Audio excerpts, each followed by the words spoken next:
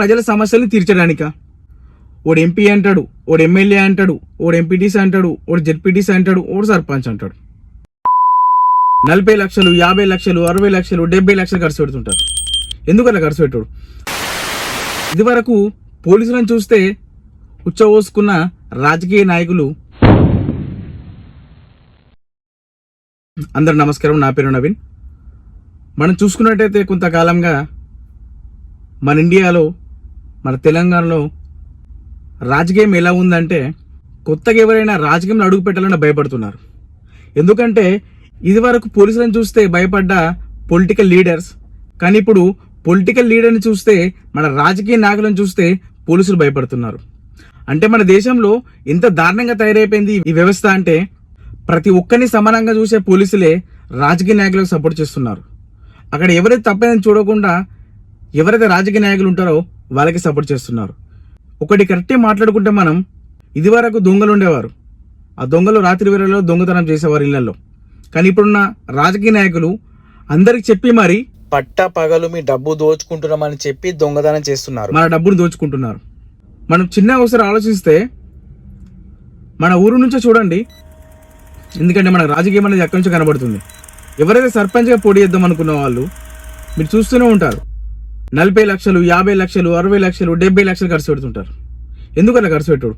కొంతమంది ₹1 కోటి, 2 కోట్లు కూడా సర్పంచ్ కోసం, కేవలం సర్పంచ్ అనే చిన్న పదవి కోసం ఖర్చు పెడతారు.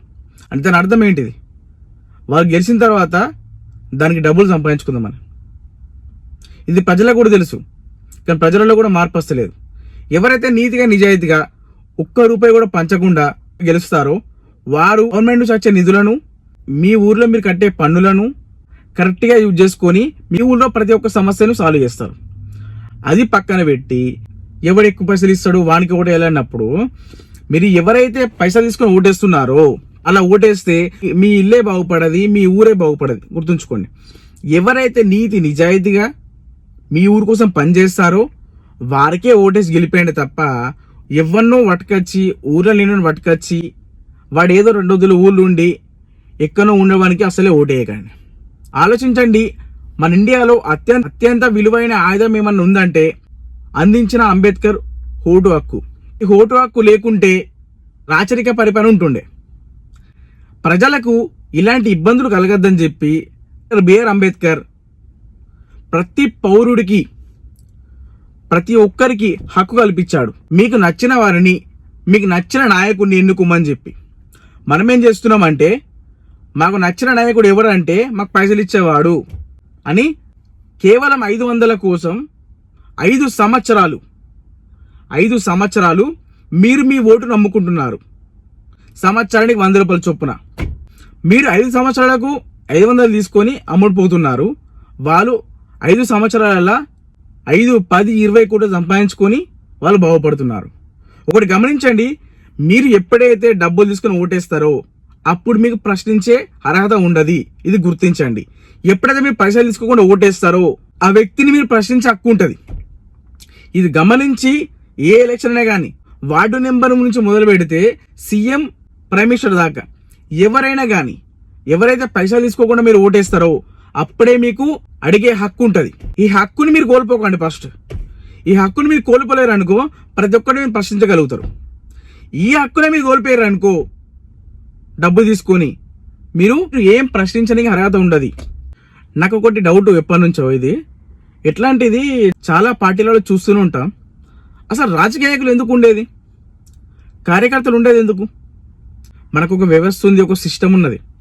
ఏం సిస్టమ్ అంటే, సీఎం అనే వ్యక్తి ఒక రాష్ట్రంలో ఒక 4-5 కోట్ల మంది ప్రజలు ఉంటారు కాబట్టి అందరికీ అన్ని సమస్యలు తెలుసుకోలేడు. కాబట్టి ఎంపీలు, ఎమ్మెల్యేలు, ఎమ్మెల్సీలు, జెడ్పీటీసీలు, సర్పంచ్లు, ఎంపీటీసీలు, వార్డు మెంబర్ లాగా కొంతమందిని ఎన్నుకొని ప్రజల సమస్యలను వీళ్ళ దగ్గర తీసుకెళ్తే వీళ్ళు తన పైన స్థాయికి తీసుకెళ్తారని వీళ్ళని పెట్టుకునేది. కానీ ఇక్కడ ఏమవుతుందంటే, అక్కడి నుంచి వచ్చే ఫండ్స్ ఒక ₹100 ఒక ఊరికి శాంక్షన్ అయితే ఆడికేంచి ఊరికి వచ్చే వరకు ₹10 అవుతున్నాయి. ఇక్కడ ఏమవుతుందంటే, ఓడు ఎంపీ అంటాడు, ఓడు ఎమ్మెల్యే అంటాడు, ఓడు ఎంపీటీసీ అంటాడు, ఓడు జెడ్పీటీసీ అంటాడు, ఓడు సర్పంచ్ అంటాడు. అది మీ వంచుకోనిక డబ్బులు అవి లేకుంటే ప్రజల సమస్యలను తీర్చడానికా? అలా కార్యకర్తలకు ఎందుకు ఇవన్నీ? మీరు ప్రజలకు సేవనికి వస్తుర్రా, మీరు పైసలు సంపాదించుకోనికి వస్తుర్రా? ప్రజలారా మీరే ఆలోచించుకోండి. మీ దగ్గర ఉన్న ఒక గొప్ప ఆయుధాన్ని దొంగల చేలో తాళంలాగా పెట్టి ఇల్లు వనకు అప్పయ్యి పెగిరనుకో, మీ ఇల్లే మునుగుతుంది. గమనించుకోండి, నిజాయితీగా ఎవరైతే ప్రజలకు సేవ చేసి వస్తారో అలాంటి వాన్నే గెలిపించండి. లేకుంటే ముందు ముందు రోజుల్లో కట్టుకునే బట్టల్ని కూడా ఈ రాజకీయ నాయకులు దొంగలించుకొని పోతారు. తస్మాత్ జాగ్రత్త. ఈ రాజకీయ నాయకుల మాయమాటలకు పడిపోకండి.